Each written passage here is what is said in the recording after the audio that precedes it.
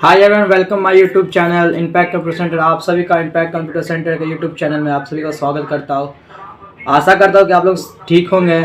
जैसा कि हम लोग पिछले वीडियो में लैब में जाने थे कि कीबोर्ड के कितने पार्ट्स में डिवाइड किया गया है, तो आज इस वीडियो में हम लोग जानेंगे कि आगे का प्रोसेस क्या होता है और आउटपुट डिवाइस में क्या क्या होते हैं। तो आज इस वीडियो के माध्यम से हम लोग इस चैप्टर को कवर अप करेंगे।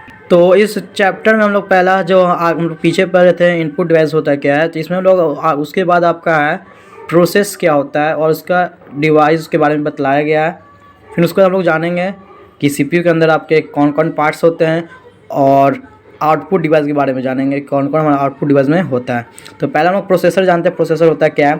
The main unit inside of computer is a CPU. मतलब क्या कि आपका मेन इनसाइड यूनिट्स है, जो मेन पार्ट्स आपका कंप्यूटर का वो आपका सीपीयू है। This unit is responsible for all event inside the computer.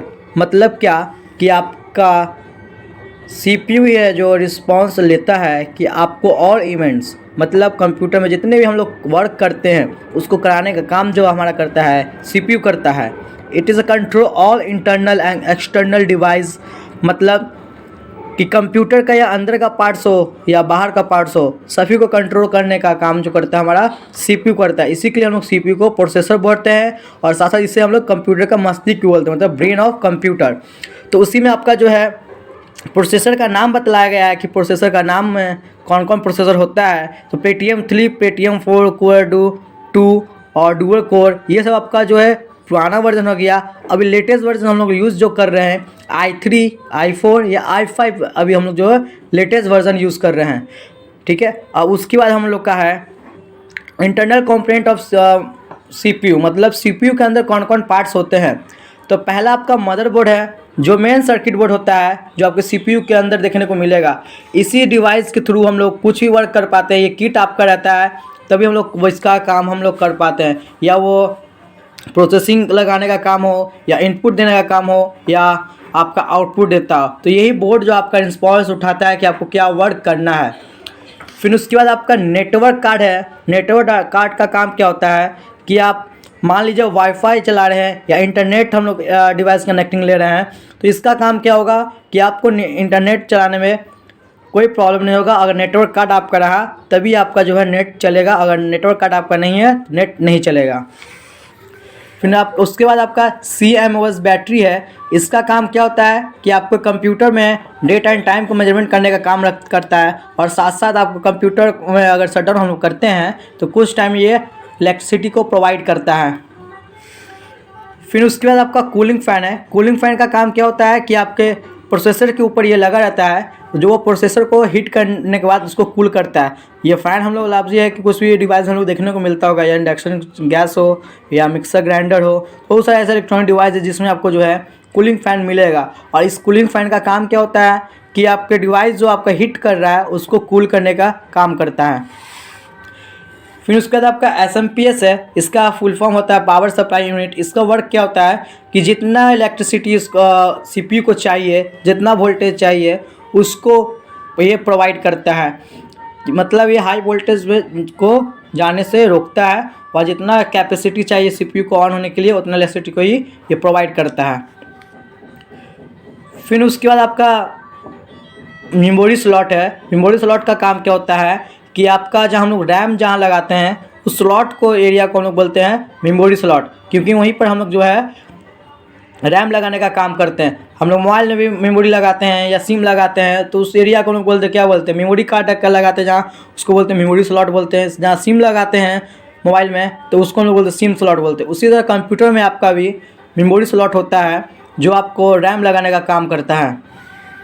ये तो आपका था प्रोसेसर मतलब सीपीयू के बारे में कि सीपीयू किसको बोलते हैं और इंटरनल कंपोनेंट ऑफ सीपीयू मतलब सीपीयू के अंदर कौन कौन पार्ट्स होते हैं, ये इसके बारे में जानकारी हुई। अब उसके बाद हम लोग आगे चलते हैं आउटपुट डिवाइस कि आउटपुट डिवाइस में कौन कौन डिवाइस आपका आता है। तो पहले हम आउटपुट डिवाइस के बारे में जान चुके हैं कि जिसके द्वारा हमें डाटा को दिखाया जाता है उसे हम लोग आउटपुट डिवाइस कहते हैं। जैसे मॉनिटर आपका, जैसे मॉनिटर हमारा आउटपुट डिवाइस है।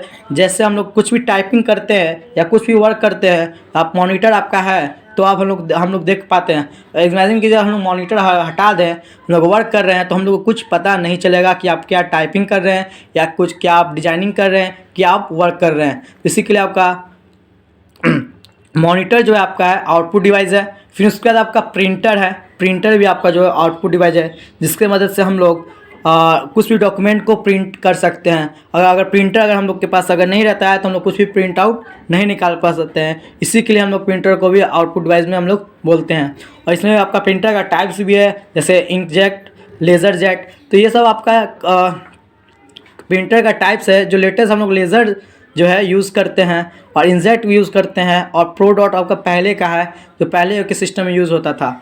अब उसके बाद आप आ जाइए प्रोजेक्टर है। प्रोजेक्टर भी आपका क्या है कि आउटपुट का ही माध्यम है, जो आपको बड़े बड़े ऑफिस में मीटिंग वगैरह होता है तो उसमें आपका इसका यूज़ किया जाता है, जिसके माध्यम से हम लोग एक कुछ ही वाइट डिस्प्ले पर हम लोग इसका जो मॉनिटर थ्रू अटैच करके हम लोग कोई मीटिंग वगैरह कर सकते हैं।